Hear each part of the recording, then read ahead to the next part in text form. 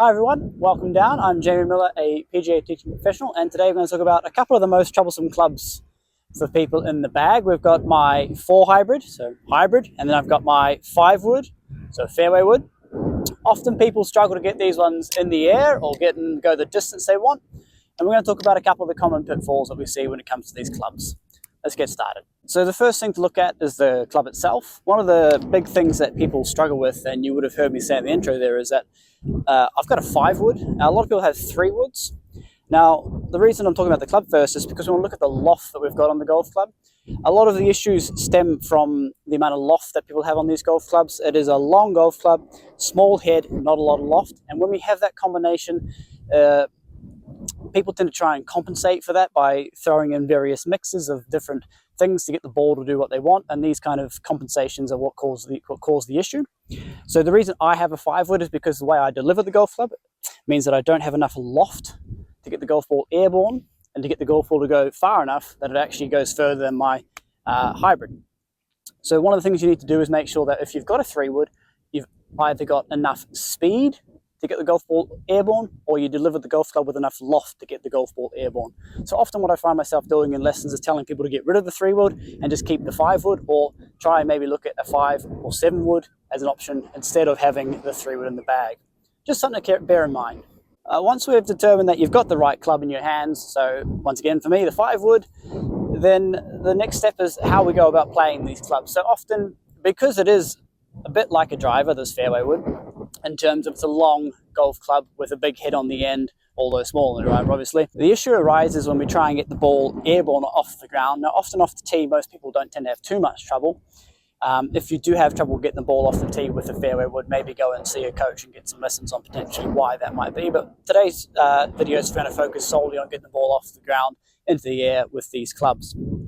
The first thing we're going to look at is setup when it comes to how we play these clubs. So most people are unsure whether to set up to it like an iron or whether to set up to it more like a driver. I would suggest somewhere in the middle. So with my 5 wood, I would probably set up somewhere between my driver and an iron. So with an iron, I'd probably set up to the ball something like this, where I take a medium step and a medium step.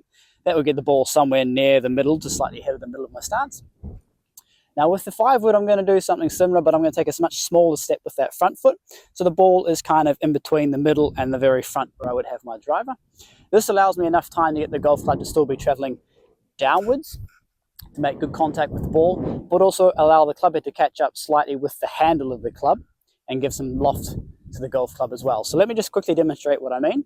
So I'll go to extremes here. If I give myself ball way back and I set up as per normal, you can see my hands are a long way ahead of the golf ball there. If I swing the club to the top and then down, unless I make a lot of compensations, I'm going to re-deliver that club with the handle a long way ahead of the club head.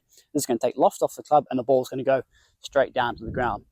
So this club has 18 degrees of loft on it. If I start off with 18 and then deliver whatever that might be, less than 18, the ball's not going to go very high at all. I want to try and give myself the best chance to deliver as much loft as possible to help the ball up in the air with this club. So if I go the other extreme and put the ball way forwards, so you can see now I've set up with my hands more in line with the club head, take the club back, swing the club down.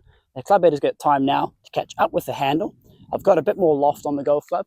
The issue with having it that far forward is it does make it slightly too hard to get the golf club traveling downwards, because by that point in the swing, the club is going to start to want to go upwards again, and that just makes the strike a little bit difficult. So ultimately, we're looking for something that's going to be in between those two, where the ball is in a position where I can get the club traveling downwards and still have enough loft on it to get the golf ball up. So for me, setting up to the golf ball, little step and a big step.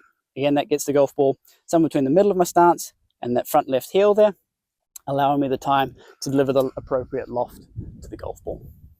Now, how to play the actual shot. So recently I was struggling personally with this shot a lot as well, and it wasn't until I got onto a launch monitor and I found out exactly why that was.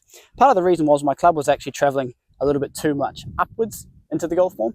And when the golf ball club is traveling upwards into the golf ball, we can either have the golf club come down, contact the ground too early, and then obviously you catch it fat. The club can do all sorts of things and you're going to hit bad shots. Or the golf club come down, get low early but not touch the ground, then start to come up and top it. Now for me, the issue was that I tended to top it quite a bit, which was quite frustrating because generally you're going into a par 5 with the fairway wood, and you want to try and get there in 2, or you want to try and get as close to the green as possible to give yourself the best chance of making a good score. So what I found, and this is what I often find for a lot of people, is that the club was travelling upwards too much. I need to get the club travelling downwards more. So the best way I found for people to practice this is set up beside the golf ball.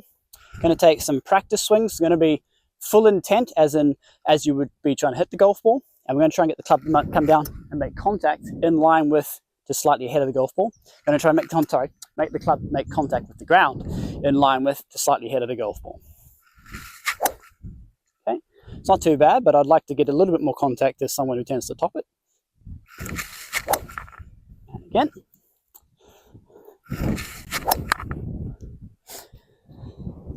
Cool. So now I've got my low point kind of happening in the right place. I'm going to give it a go with the actual shot now. I'm going to step to the golf ball. Ball's going to be slightly ahead of middle, but not too far forwards. And I'm going to really focus on feeling like the club is traveling down and making contact with the ground, and let the golf ball get in the way.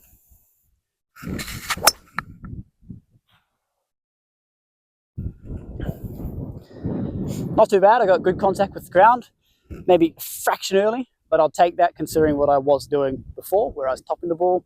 That's nowhere near as successful as that shot would have been. So if you're someone who suffers from the tops or the fats when it comes to fairway woods, one of the common pitfalls I see is, as I mentioned at the start of the video, in terms of doing with the loft. If we've got not enough loft on it, then we're going to make compensations. And one of those compensations that I see people make is they want to lean back to try and get the club going upwards to launch the ball up in the air. Now, it works sometimes and it sometimes doesn't work. This is when we see compensations as well in setup. We might put the ball further back, try and do the same thing. If you're one of those people who tends to like to hang back and try and get the golf ball up in the air, one thing you can try, sitting up beside a golf ball, putting the ball a long way forward in your stance, and then same feeling as we were talking about before, trying to get the club to make contact with the ground in line with slightly ahead of the golf ball. Okay, so I didn't get the ground, but I could feel myself moving forwards.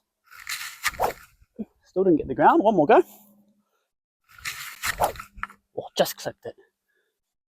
What that aims to do is to try and get you feeling what it feels like to get your body moving through ahead of the golf ball, and that club still coming downward slightly, rather than hanging back and trying to lift the golf ball up in the air. What would then get you to try and do, so you could do that as a practice swing on the golf course. You could sit up beside the golf ball, behind the golf ball in the way, practice swing, trying to get the feeling of what it feels like to get your body weight going through. Then go to the golf ball and hit your actual shot. And what you're going to try and do with the actual shot is the same feeling of pushing yourself forwards, making sure that your body weight, your pressure shift is going through the golf ball while the club is going downwards. You should find that you get better results almost instantly if you can transfer that feeling of the practice swing through to the actual shot. One last thought on hybrids this time. So a big question I get asked is, do I play it like a fairway wood or do I play it like an iron? And personally, I try and play these more like an iron. They are shorter than a fairway wood. The head's a bit smaller, much more iron shaped, although it's a hybrid obviously between the fairway wood and the iron. What I would say is that the ball tends to be, I tend to play it more like an iron in terms of setup. So I would set up to it the same as I would an iron, medium step and a medium step. That would get the ball somewhere near the middle to slightly ahead of the middle of my stance. And I do want the club to be coming down and making contact with the ground just after the golf ball. So I'm going to set up to it, try and feel a bit more like an iron swing, where I'm set up more like an iron and get that club to make contact with the ground after the ball. Just very lightly brush the ground there. Unfortunately, it was a little thin, so I can work a bit more on maybe getting that club to feel like it's going down a bit more, making good contact with the ground. That's all for today on hybrids and fairway woods. If you have any questions at all, please don't hesitate to contact me. If you'd like some help with your fairway woods and hybrids, again, please don't hesitate to contact me. They are some of the hardest golf clubs to hit in the bag. They're long shafted, they got a big head and no loft. So when it's on the ground, it can be very difficult to hit these. So don't be too hard on yourself. Give these little tips a practice, see how you get on, and I'll see you again soon. Thank you. Bye.